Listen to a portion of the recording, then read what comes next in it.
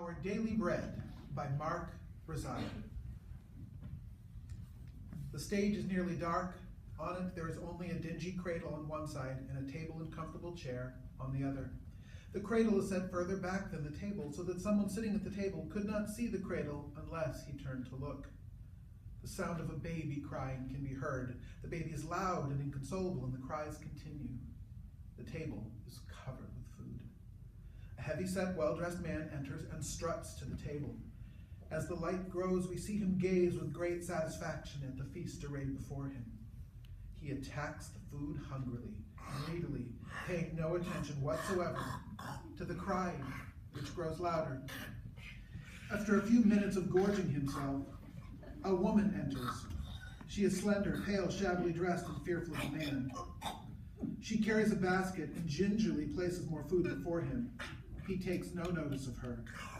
Despite her fear of the man, she cannot help noticing with despair the baby's cries, casting glance after glance at the cradle. She replenishes the man's food and pauses tentatively to see if she has pleased him. She has not.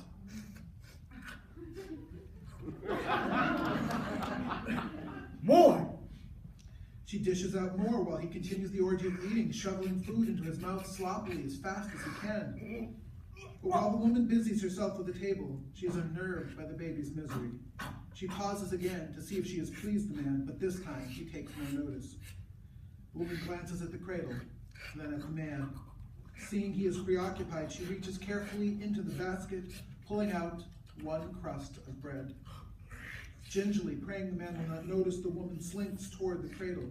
Each few steps, she nervously looks at the man, and seeing him engrossed in the meal, draws courage and edges forward.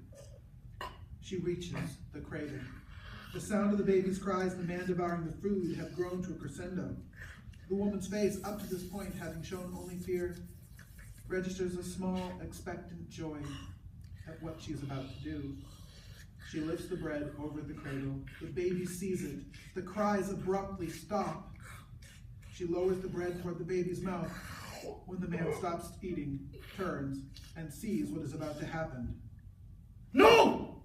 The man leaps to his feet, charges the cradle, grabs the bread from the woman's hand, and shoves her to the ground. Do that today, and tomorrow she'll be expecting it! Someday, you'll thank me for this.